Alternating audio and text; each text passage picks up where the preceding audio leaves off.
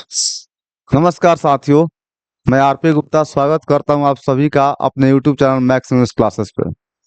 दोस्तों, आज हम लोग हिंदी के वर्ग 12वीं के अगला चैप्टर पढ़ने वाले हैं कविता संग्रह से।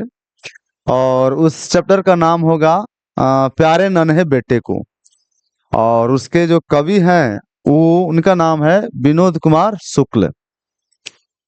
तो बिना किसी देरी के, बिना किसी बकवास के, आइए चलते हैं हम लोग देखने के लिए। सबसे पहले कविता पढ़ने से पहले तो हम लोग चाहेंगे कि विनोद कुमार शुक्ल जो इसके मतलब जिन्होंने इस कविता को संकलित किया है, लिखा है, उनके बारे में जाना जाएगा। तो विनोद कुमार शुक्ल जो है, इनका जन्म हुआ है 1 जनवरी 1937 को। जन्म स्थान की बात करें तो राजनांदगांव छत्तीसगढ़ में है। निवास की बात करें तो रायपुर जो छत्तीसगढ़ में है। जन्म कहीं और था, ठीक है, लेकिन निवास जा करके कहीं बस गए। उस जगह का नाम था तुम्हारा रायपुर जो छत्तीसगढ़ में है। वृत्ति की बात करें तो इंदिरा गांधी कृषि विश्वविद्यालय में एसोसिएट प्रोफेसर है। एसोसिएट का मतलब होता है सहायक, मतलब ये सहायक प्रोफेसर के तौर पर काम किए इंदिरा गांधी कृषि विश्वविद्यालय में। निराला सुजनपीठ में जून 1994 से जून 1996 तक अतिथि साहित्यकार रहे। मतलब ये जो निराला निराला जो सृजन पीठ है, यहाँ पर एक अतिथि साहित्यकार के रूप में उन्होंने काम किया था। फिर उसके बाद में अगर सम्मान की बात करें हम इनकी, मतलब किस किस चीजों से इनको सम्मानित किया गया था, तो रघुवीर सहाय स्मृति पुरस्कार इनको मिला 1992 में। दयावती मोदी कवि शेखर सम्मान मिला इनको 1997 में। साहित्य अकादमी पुरस्कार मिला 1999 में। अगर और हम लोग इनके बारे में विशेष जानकारी ले डियर, तो आगे हम लोग देखेंगे कृतियां।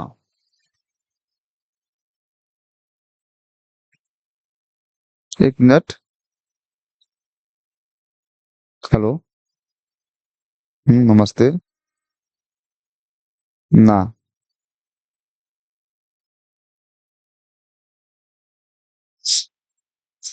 अगर हम लोग सम्मान की बात करें दोस्तों, सॉरी सम्मान तो बता दिया, कृतियां की बात करें इन्होंने अपने जीवन में क्या क्या लिखा, तो पहला कविता संग्रह लगभग जय हिंद, मतलब इनका जो पहला कविता संग्रह था, उसमें एक कविता नहीं, हालांकि बहुत सारे कविताओं के सम्मेलन को, बहुत सारे कविताओं के समूह को मतलब जो है कि कविता संग्रह कहा जाता है।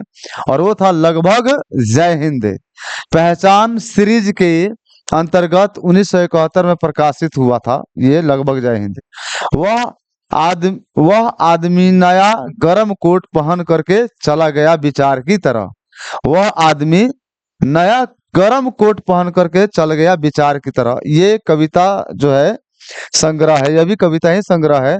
और इसी कविता संग्रह से लिया गया है प्यारे नन्हे बेटे को। हम जो आज कविता पढ़ने वाले हैं ना, वो कविता इसी से लिया गया, इसी संग्रह से, कविता के संग्रह से लिया गया है, जिसका नाम है वह आदमी नया गरम कोट पहन करके चल गया विचार की तरह, जो यहाँ पर प्रकाशित हुआ था 1981 में।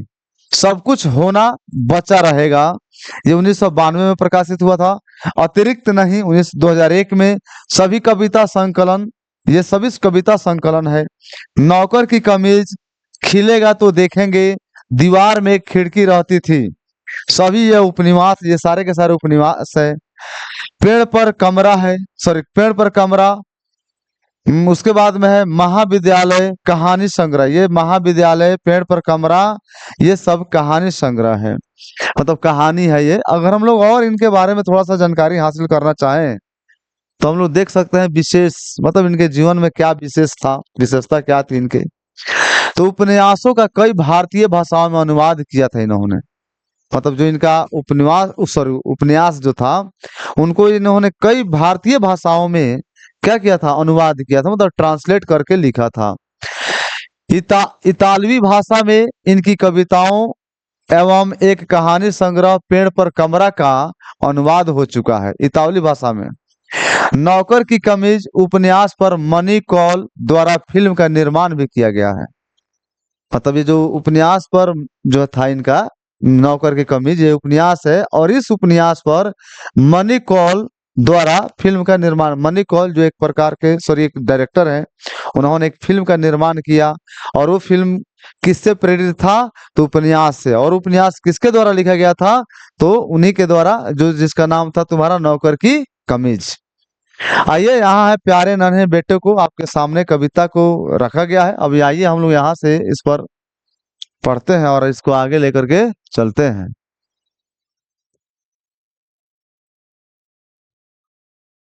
प्यारे नन्हे बेटे को, मतलब एक पिता है जो अपने एक बेटे को अपने कंधे पे रखे हुए हैं, और उनकी एक पुत्री है, एक छोटी सी प्यारी सी बेटी है। उससे क्या क्या सवाल कर रहे हैं, इस कविता के माध्यम से जाना जाएगा। बड़ा प्यारा सवाल है, सॉरी बड़ा प्यारा कविता है। अंत में हम लोग देखेंगे कि कविता जाते जाते एक यू टर्न लेता है, एक दूसरा ही अर्थ लेकर के कविता वहां पे आ गया रहता है। क्या होगा अंत में, बड़ी मजे की बात है, देखा जाएगा। पहले आइए यहाँ देखते हैं। कर है प्यारे नन्हे बेटे को कंधे पर बैठाकर, मैं दादा से बड़ा हो गया। सुनना यह, सॉरी मैं बाप का दादा है, मतलब जो अपने sorry I am sorry, extremely sorry, दादा नहीं बल्कि पिता ही है। जो पहले के जो बच्चे लोग थे, जाए लोग थे, अपने पिता को कभी कभी दादा भी बोलते थे, माँ को ईया भी बोलते थे लोग, है कि नहीं? तो क्या कह रहे हैं कि प्यारे नन्हे बेटे को कंधे पर बैठा, मैं दादा से बड़ा हो गया, सुनना यह। मतलब कई बार ऐसा होता है कि जब किसी बच्चे को कंधे पर बैठाया जाता है, तो वो बच्चा मतलब अनावश्यक ऐसे ही अपने मुंह से खुशी में क्या कहता है कि मैं दादा से, मैं पिता से, या मैं भैया से, या मैं चाचा से, या मैं माँ से बड़ा हो गया। स्वाभाविक है कि जब किसी बच्चे को कंधे पर बैठाया जाएगा तो उसका कद कंधे पर बैठने वाले व्यक्ति के कद से थोड़ा सा ऊपर होता है।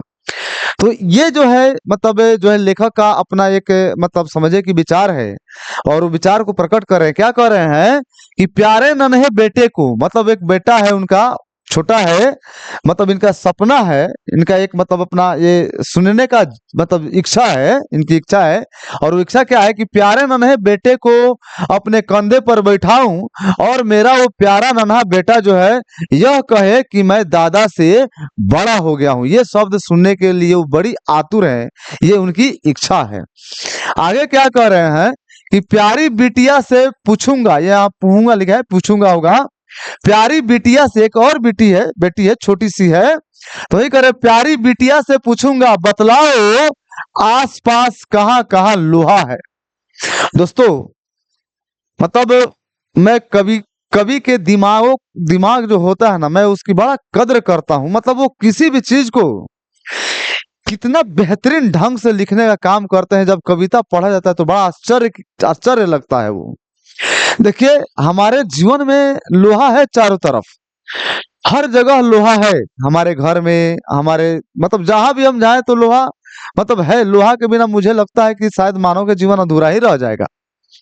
लेकिन हमने कभी क्या लोहा के बारे में कभी 5 मिनट के लिए भी सोचा है? नहीं सोचे हैं।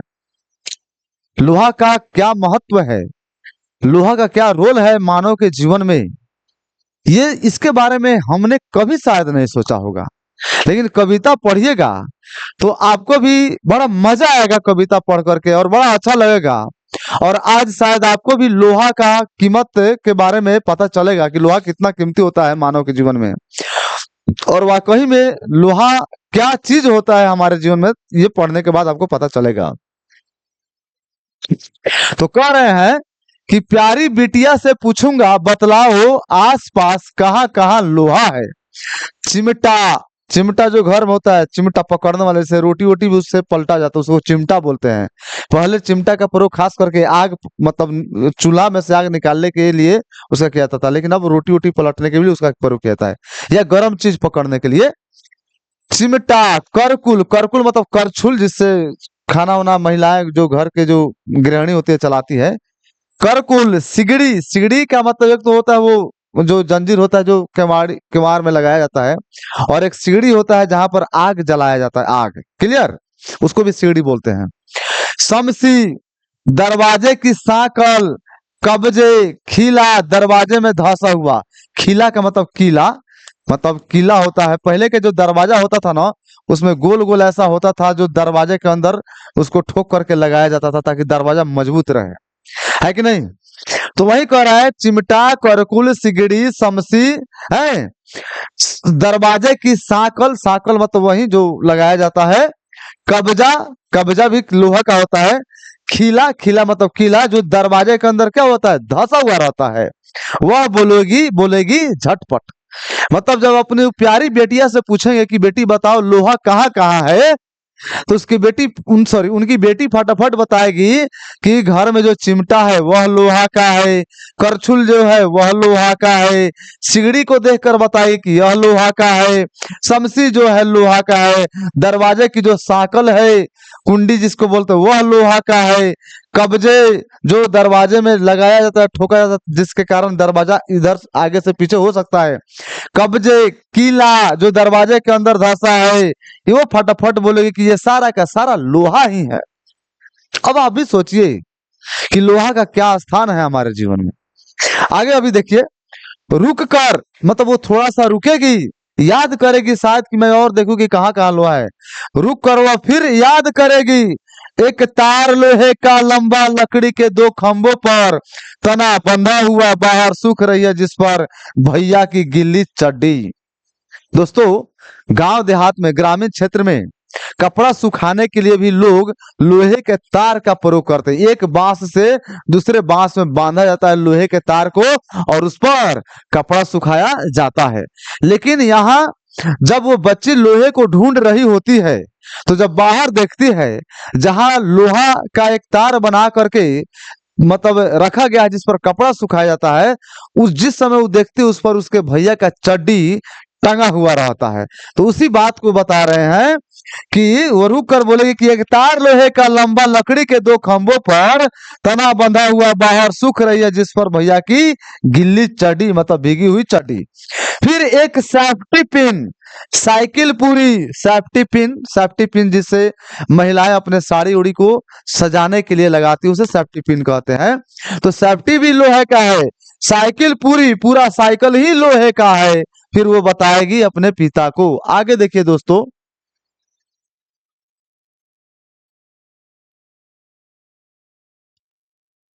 आस पास वह ध्यान करेगी, सोचेगी दुबली पतली पर हरकत में तेजी की, कितनी जल्दी जान जाए वह आस पास कहाँ कहाँ लोहा है। अब उस लड़की का वर्णन किया गया, उस लड़की के बारे में बताया गया कि लड़की मतलब दिखती कैसी है कैसी। तो लेखक बता रहे हैं कि दुबली पतली लड़की है कैसी, दुबली पतली पर लेकिन हरकत में तेजी की, लेकिन हरकत में एक्टिविटी उसका बड़ा फास्ट है दुबली पतली लेकिन बड़ी चंचल है। उसके बाद में कितनी जल्दी जान जाए वह आसपास कहाँ कहाँ लोहा है, मतलब दुबली पतली है लेकिन हरकत में बड़ी तेज है और वो जल्दी जल्दी प्रयास कर रही है कि मैं कितना जल्दी कहाँ कहाँ लोहा है मैं अपने पिता को बता सकूं, मैं याद दिलाऊंगा। लेकिन शायद उसे याद नहीं आ रहा है तो पिताजी कह रहे हैं कि मैं अब उसे याद दिलाऊंगा, जैसे सिखलाऊंगा, मैं उसको सिखाऊंगा कि बिटिया को, किसको, बिटिया को, कि फावड़ा, फावड़ा जिससे खेती किया जाता है, मतलब वो कोई वस्तु वस्तु उठाया जाता है उसको फावड़ा बोलते हैं, कुदाली, टंगिया, बसुला, खुरपी, पास खड़ी बैलगाड़ी के चक्के का पट्टा। पहले बैलगाड़ी जो चलता था ना तो जो चक्का होता था उस पर एक पट्टा होता था, पट्टा जो लोहे का होता था, उसको लोहा का जानबूझ करके बनाया जाता था कि जल्दी वो टूटे नहीं, गले नहीं, सड़े नहीं। हर बात समझ में। तो पट्टा भी कथी का है, तो जो जो जो चक्का का पट्टा था वो कथी का है, तो लोहे का है। बैलों के गले में कांसे की घंटी के अंदर जो लोहे की गोली है वो लोहा का है। बैल के गर्दन में एक घंटी बांधा जाता है जो कांस का होता है, कांस का, पीतल तांबा का, और उसके अंदर एक गोल गोल गोली के जैसा होता है वो लोहा का ही होता है। जब बैल चलता है तो उसके साथ, उसके चाल के साथ साथ वो घुंघरू भी, वो घंटी भी उसी तरह बजता है, बैल के चाल के अनुकूल बजता है, वो लोहे का होता है। पत्नी भी, अब इसमें अपने पत्नी को भी बता रहे हैं कि पत्नी याद दिलाएगी, जैसे उसको समझाएगी बेटिया को कि बाल्टी, सामने कुएं में लगी लोहे की घिरी, घिरी जिसे रस्सा बांधा गया रहता है और उसी रस्सी के माध्यम से बाल्टी को ले जाया जाता है और पानी खींचा जाता है, उसे घिरी बोलते हैं। छते की कड़ी डंडी, छत में जो वो जो कड़ी इस तरह जो टंगा हुआ रहता है उसको बताइए कि वो भी लोहे का है। और घमेला, हसिया, चाकू और भिलाई बालडीला। दोस्तों ये भिलाई और बालडीला जो है ये दो स्थानों का नाम है। इस जगह पर आपको लोहे के टीले दिखाई मिलेंगे। टीला का मतलब जो पर्वत की तरह ऊंचा होता है उसको टीला कहते हैं।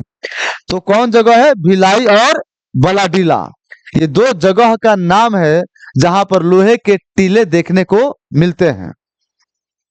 फिर आगे देखिए क्या कह रहे हैं।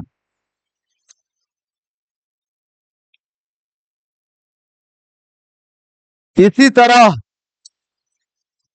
इसी तरह घर भर मिलकर धीरे धीरे सोच सोच कर एक साथ ढूंढेंगे कहाँ कहाँ लोहा है। मतलब लेखक कह रहे हैं कि इसी तरह घर भर के सभी लोग मिल करके और सोच सोच करके ढूंढेंगे कि और कहाँ कहाँ लोहा है। आगे देखिएगा, इस घटना से उस घटना तक की हर वो आदमी जो मेहनत कश लोहा है। अब देखिए यह कविता अपना रुख बदल लिया। अभी तक तो बस हम लोग वस्तुओं में लोहा को ढूंढ रहे थे कि हाँ केवाड़ी में लोहा है, करछुल लोहा है, छोलनी लोहा है, कुदार लोहा है, फावड़ा लोहा है, बैल के जो घंटी है उसके अंदर का जो वो गोल है वो लोहा है। मतलब तरह तरह के हमने कहाँ कहाँ लोहा, मतलब कुएं का जो घिरी होता है जिस पर बाल्टी से खींचा जाता है पानी को, वो लोहा है। कवि ने अभी अभी ये सब बताने का प्रयास किया। दो बांसों से जुड़ा हुआ तार एक वो भी लोहा का है जिस पर कपड़ा पसारा गया है। लेकिन अब अचानक कविता अपना रुख जो है मोड़ लिया। अब देखिए क्या कह रहा है कि हर वो आदमी जो मेहनत कश है लोहा है। मतलब हर वो व्यक्ति जो जी तोड़ करके मेहनत करता है ना, वो व्यक्ति भी लोहा ही है।